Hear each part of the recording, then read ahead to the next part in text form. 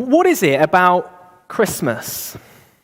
I mean, what is it about Christmas which makes it have such a special place in so many people's hearts all around the world? I don't know if you've ever thought about that question. Because over the next 7 days, there will not be one country in all the world where there aren't people celebrating Christmas. That's remarkable, isn't it? In a world of hundreds of different countries, of thousands of different languages and cultures, over the next 7 days, billions of people will be doing the same thing. Why is that? Well, good afternoon. For those that don't know me, my name's James. I'm one of the pastors here at Kensington Baptist Church, and you're really welcome to our international carol service this afternoon, especially if this is your first time with us. Can I extend an extra special welcome? And we hope that from Kensington, that you have a very happy Christmas. Over the next few minutes, I just want to explore that question for us together. And to help us do that, we're going to look back at one of the Bible readings that we've just had. So if you can see a blue Bible in the seat back in front of you, please do pick it up and turn it up to page 966. That's page 966.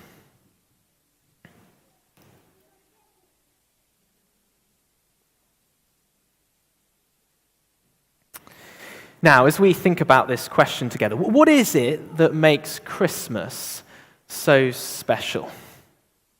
Well, I imagine if we kind of pooled our answers together, I imagine we could come up with a whole load of different suggestions, couldn't we? For some of us, our first reaction to that question might be one of these. If the queues in IKEA car park are anything to go by, Christmas trees are pretty important to how a lot of people celebrate Christmas.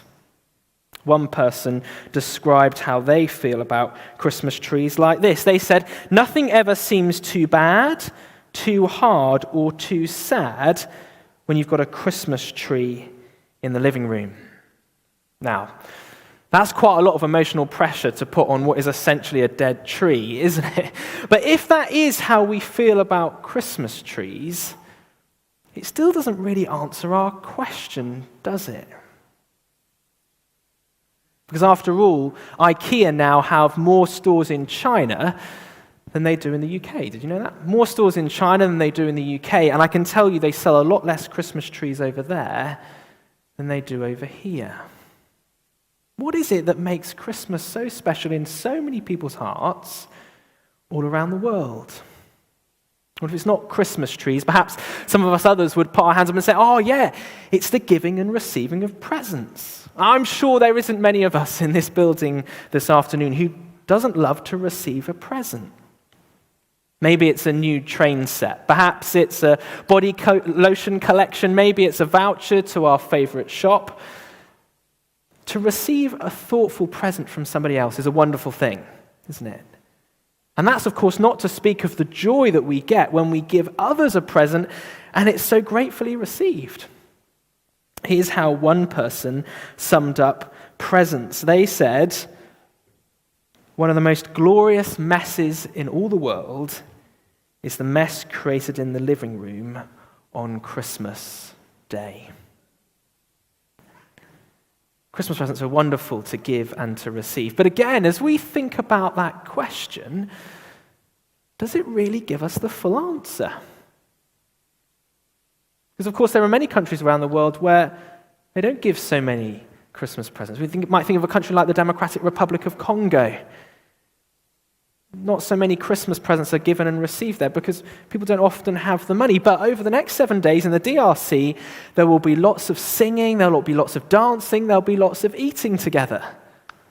In countries as far away as Australia and Brazil, China and the DRC, thousands and millions of people will be celebrating Christmas. And it won't be because of Christmas trees, and it won't ultimately be because of presents.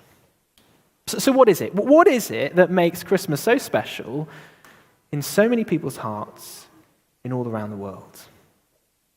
Well, for the next few minutes, I want to suggest that we're really helped in answering that question as we look at Matthew chapter 1 and verses 22 and 23. If you've got a Bible, as I said, keep it open at page 966. And let me read you Matthew chapter 1, verses 22 and 23 again to us. All this took place to fulfill what the Lord had said through the prophet. The virgin will conceive and give birth to a son, and they will call him Emmanuel, which means God with us. If you had to come up with a sentence or two summarizing what Christmas was about, I wonder how you would do it.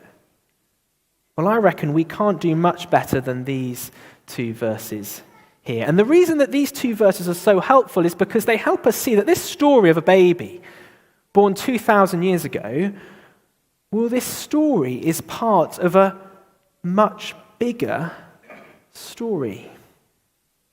Let me tell you a little bit about my life growing up. When I grew up, I used to go to lots of Christmassy things. So the primary school I went to would put on a nativity. Perhaps, has anybody been to a nativity over the last week or so? Put your hand up. The town hall would have a Christmas concert. The local church would put on a carol concert. Put your hand up if you're going to a carol service this Christmas. Well, everybody should have their hands up. We're at a carol service this afternoon, aren't we? And as I would go to these Christmassy things, I'd hear this story of Jesus born in the manger 2,000 years ago. And I don't know about you, but I just struggled to know what it connected to. I struggled to know how it connected to me. And then about 10 years ago, something happened. I started to realize that, like all things in life, what happened 2,000 years ago wasn't random. I didn't doubt the story. In fact, there aren't many historians that doubt that there was a baby born called Jesus 2,000 years ago and that he's changed the world. But what I began to see for the first time is that it didn't come out of the blue. It wasn't a random series of events.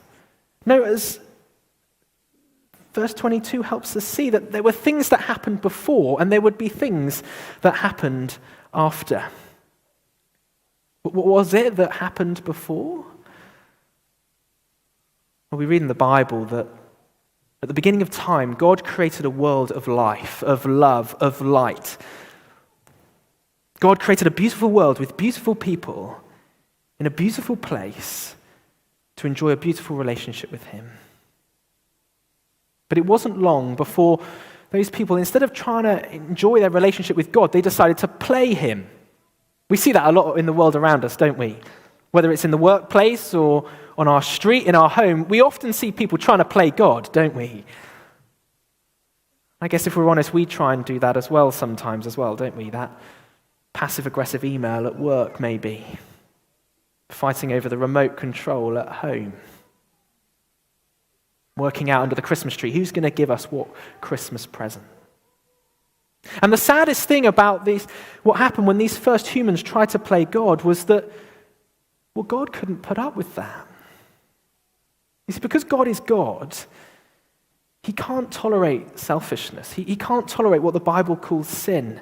Come on, how could he? He's God. How could he tolerate living in a place where people were pretending that they made him as opposed to he made them? And so he had to cut off his relationship with them. Instead of a world of life, of light, of love, they were cast out into darkness and disease and death. Sometimes our world feels quite a lot like that, doesn't it? But here's the thing. As you keep reading through the Bible's story, you start to see, although God couldn't have a relationship with these people, he hadn't given up on them.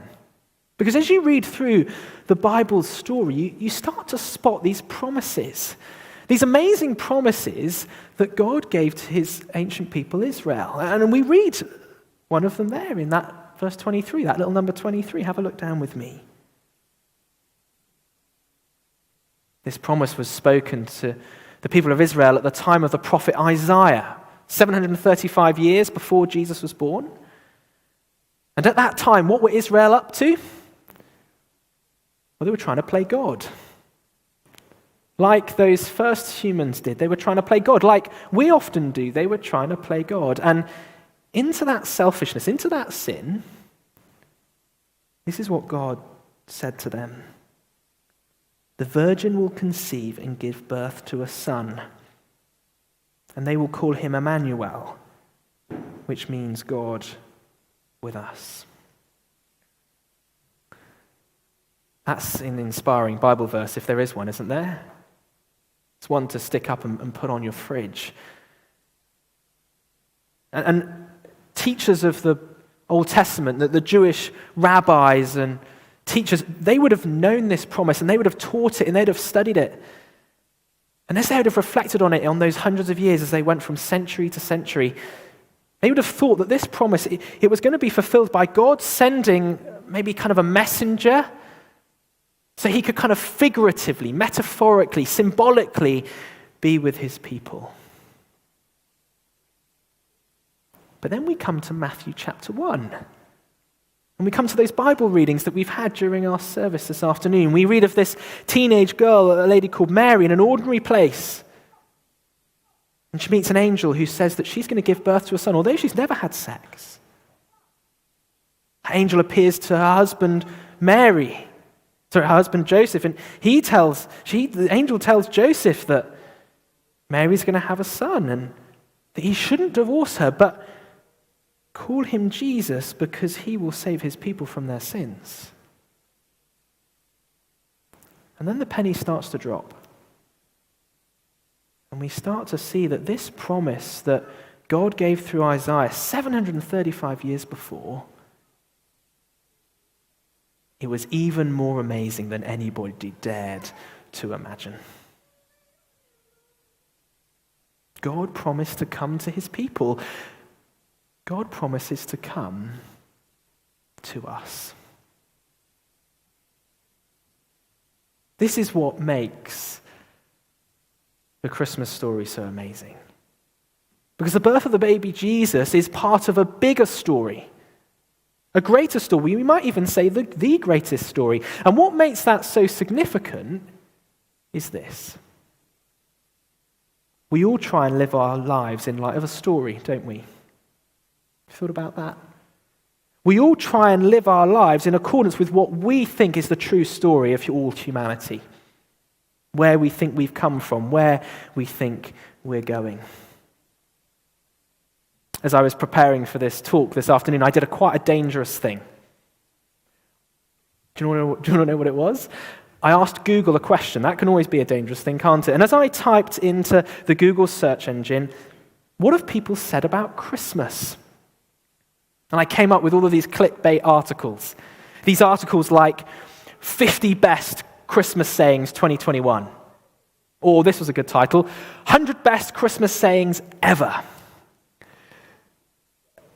Now, I promise you, I did a lot more preparation for this talk than just do a Google search. But actually, that is where I found those quotes earlier about Christmas trees and about presents. And that is maybe what we would expect, isn't it? If we were to ask the rich and the famous what they think about Christmas, we might expect lots of quotes about Christmas trees and presents. But do you know what the surprising thing was? As I scrolled down these web pages, these never-ending web pages, there weren't actually many quotes like that. Sure, there were one or two. I read them earlier. But most of the things that people have said about Christmas get at something deeper. They kind of get at what it means to live life well. They get at what it means to be human. And that, I think, is what tells us why Christmas is so special for so many people all around the world. Because Christmas tells us a story, doesn't it? Christmas tells us a story which is not a story that this life is all that there is. It isn't a story that we've just got to kind of work our way out of things. I gave the talk at last year's Christmas carol service, and in that talk I talked quite a lot about the hope that we were putting in a vaccine.